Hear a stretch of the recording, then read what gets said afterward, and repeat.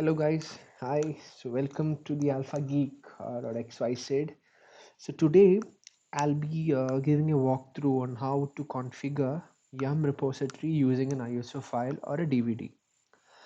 Also in this video we'll go through how to install a package offline and the commands like mount, make directory, and and if configuration. That command is used to up a connection and down a connection. We require that in this just to show you something. Okay, so what is Yum? Yum stands for Yellow Dog Updater Modified, and it is actually a package manager for RPM in CentOS and Red Hat RHEL version 7 and 8, everything in RHEL. So it's just a package manager, and we are using that to install our software's applications and their dependencies, whatever. Okay, so we'll start by so I've installed my CentOS 7 in this VMware version. So first we need to mount our not mount attach our DVD into this OS. So you can go into settings, and in settings you can go into the fourth tab. One sec, let it come. It's probably called a CD.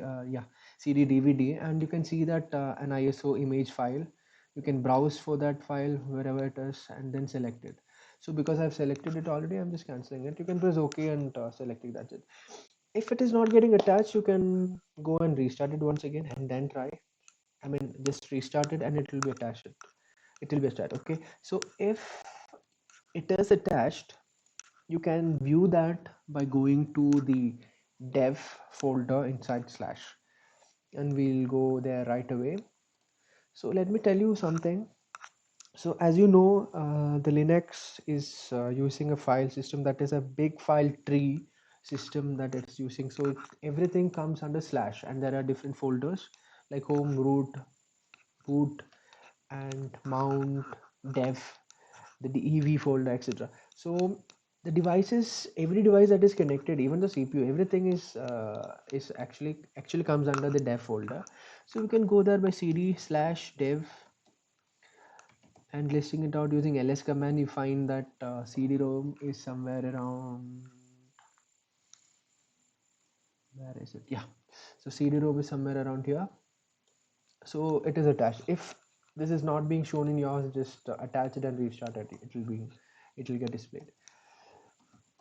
So moving on to our the scope today. So we are going to mount this the files in the cd-rom into a directory under mount folder. Okay, so we can create a folder called cd. Okay, so to create a folder, the command is mkdir. You would know that. I'm going to create it under mnt slash. I'm going to give a name called cd-rom. Okay, yeah, I have already created that. That's fine. So it is there. So we'll go into that folder slash mnt. ls cd-rom is already there. I'll just remove that. So it's gone. I'll do that again. So I'll create a folder again. Listing, it shows that it is there. Okay, so now we have created a folder called cd-rom inside mnt. Now we need to mount the contents of the cd to this folder, and for that we use a command called mount devices and the directory. You can also use -t to tell that we are going to mount a device into this directory, and that is also fine. And if you don't use that also, it's fine. So I'm going to use -t here, and -t to and slash devices slash cd-rom, and we want to mount this slash dev cd-rom into slash mnt slash cd-rom. So the mounting is done. Now since the mounting is done, now the next step is to create a configuration file in etc yum folder, and the yum repository folder comes under cd slash etc slash yum dot repo or repos.d. Going inside that, you can see that there are currently some repository files in this folder. So why do we need to create this? I didn't tell that in the beginning. So just have a idea why we need a repository, an extra repository file, that too locally.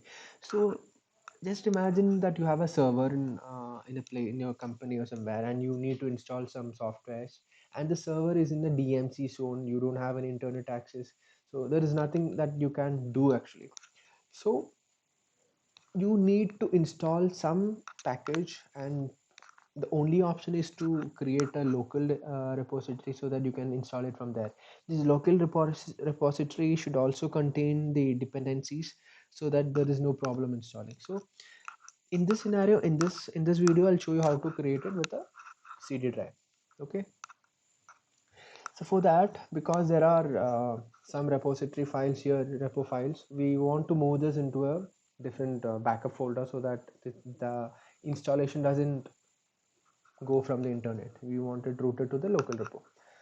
So we can move them by move we'll start.repo to create a folder. Okay, and I'm going to move start.repo everything to repo ls. Yeah, so now I'm going to create the repo configuration file in the name of cd-rom vi cd-rom.repo. Okay, so this is a place where we must give the syntax and everything properly. So this is a little bit serious. So the name of the repository, you can give it as either local or cd-rom, whatever you want. I'm going to give cd-rom because I want to. That's it. So inside cd-rom, we'll give the name of the repository. Name can be given anything else, anything. The alpha geek repo. The next is a base URL. Okay.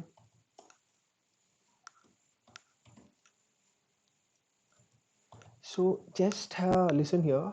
So the base URL is actually it's a syntax for you to remember. After this file and colon, there's a double slash, and the directory, the location, the path of the folder that you have mounted the device CD-ROM into is to be given here. So this is a syntax. The double slash is a syntax, and now you need to give another slash and the directory name. Okay, because it's a full path. So just remember that. Now we want this to be enabled, so we are going to enable this by giving one. We need to have a GPG check. It's a safe for secure installation, and we are giving it as one if you want a GPG check, but I currently don't want a GPG check, so I'm giving it as 0. If you have a key, you can give the location of the key here, and currently I'm not using a GPG key, so it's just blank. So it's just 4 lines, 5 lines. I'm going to save this, WQ save. So that is done. Now let us go and check the network connection of the system. Okay, I've currently given an internet connection via my Wi-Fi.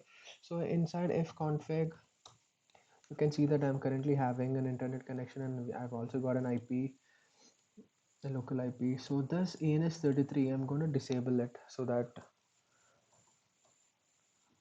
you can disable it by if down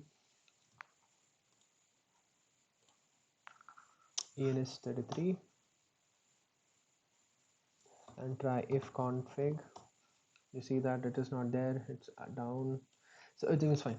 Now we'll try installing a package. So in the last video, I had shown you how to install an httpd package in CentOS 7. So I've currently removed everything. I'm currently removed this httpd package from my system so that you can do it again. So I'm going to install it by yum install httpd. Okay, in this scenario, you can also give a -y. If you give a -y, it means that it won't be asking you a prompt. Let's see. You can see that now the installation is happening from the repository CD-ROM. You can see the repository here and this repository name as CD-ROM here, and it is asking me for a confirmation if I want to install it or not. So just a tip for you, I'm gonna cancel this, clear the screen, and the last command, that yum install httpd, if I add a -y to the end, it won't be asking me a prompt. Okay, it's just, if you want, you can just give a -y. So it won't be asking me a prompt right now. It's directly going to install it from the CD-ROM. Okay, so this is it. Now we have successfully installed, installing, verifying, yeah, done. So we have successfully installed a httpd package using a local CD-ROM repository file. Okay, so that is it. Thank you so much for watching. Thank you.